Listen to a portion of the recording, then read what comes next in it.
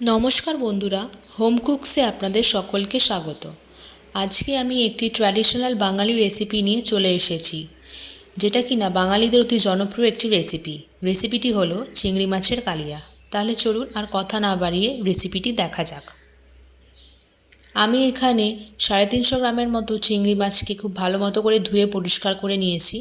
তার মধ্যে নুন ও হলুদ গুঁড়ো দিয়ে চিংড়ি মাছটাকে খুব ভালো মতো করে মাখিয়ে নেব।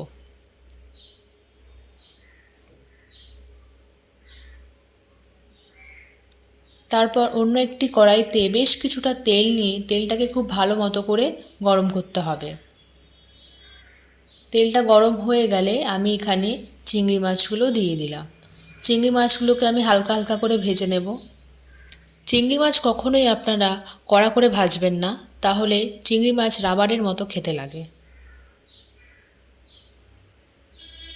ওই তেলের মধ্যেই আমি এলাচ, দারচিনি ও লবঙ্গ দিয়ে দিলাম এবং দুটো তেজপাতাকে ফাটিয়ে দিয়ে দিলাম। ভালো করে মশলাটাকে একটু ভেজে ভেজে নেব। তারপর একটা বড় সাইজের পেঁয়াজ আমি কুচো করে কেটে দিয়ে দিয়েছি। পেঁয়াজটাকেও বেশ হালকা করে ভেজে নেব। পেঁয়াজটা হালকা করে ভাজা হয়ে গেছে। এরপর এর মধ্যে আদা রসুন বাটা দিয়ে দিলাম। আদা রসুনটাকেও পেঁয়াজের সাথে বেশ ভালো করে ভেজে নিতে হবে, যতক্ষণ না পর্যন্ত আদা রসুনের কাঁচা গন্ধটা চলে যাচ্ছে। আমার ভালো করে সব কিছু ভাজা হয়ে গেছে। এরপর আমি টমেটো কুচি ও কাঁচা লঙ্কা চেরা দিয়ে দিলাম।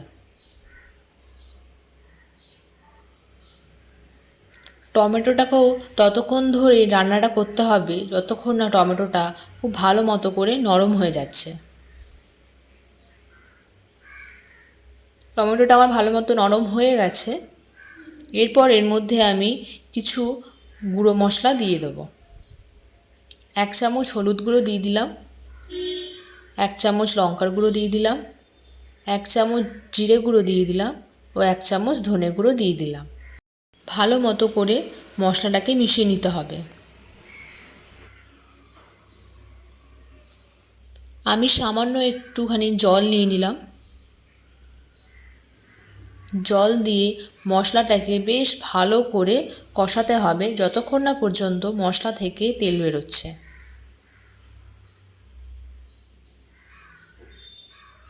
দেখুন, মশলা খুব ভালো মতো করে কষানো হয়ে গেছে এবং মশলা থেকেও বেশ ভালো মতো তেল বেরোতে শুরু করেছে। এরপর এর মধ্যে আমি পরিমাণ মতো জল দিয়ে দিলাম। যেহেতু এটা আমি কালিয়া বানাবো, তাই খুব একটা বেশি জলের প্রয়োজন হবে না। আপনারা আপনাদের আন্দাজ মতো জলটা দেবেন।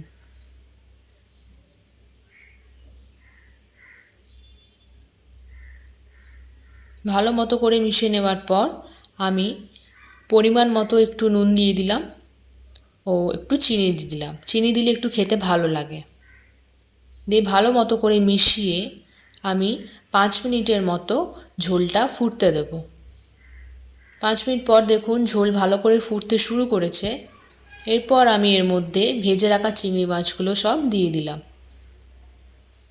রান্নাটা করতে খুব বেশি একটা সময় লাগে না, তাই আপনারা বাড়িতে অবশ্যই ট্রাই করবেন রান্নাটা। চিংড়ি মাছটা দিয়ে আমি হালকা হাতে একটু নেড়ে 5 থেকে 7 মিনিটের মতো রান্না করতে দেব। 5 থেকে 7 মিনিট পর আমি ঢাকনা খুলে দিলাম।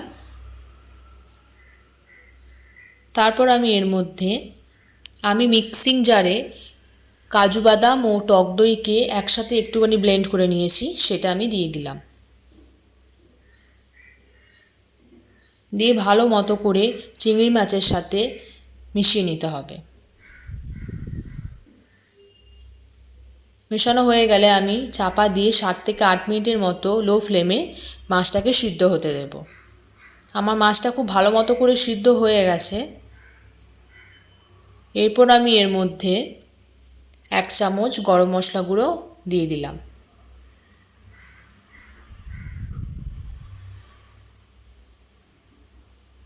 ভালো মতো করে মেশানো হয়ে গেলে ওপর দিয়ে 1 চামচের মতো ঘি আমি ছড়িয়ে দিলাম। ঘি দিয়ে বেশ ভালো মতো করে নাড়াচাড়া করে 2 মিনিটের মতো আমি আরেকটু রান্নাটা করতে দেব।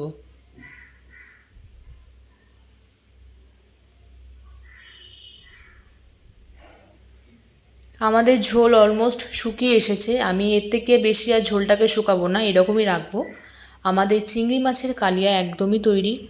গরম ভাতের সাথে চিংড়ি মাছের কালিয়া জাস্ট জমে যাবে।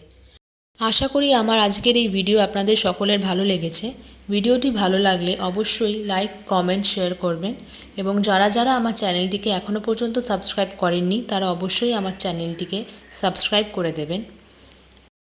আজকের মতো এই পর্যন্তই। দেখা হচ্ছে অন্য একটি নতুন রেসিপি নিয়ে। ভালো থাকবেন, সুস্থ থাকবেন। ধন্যবাদ।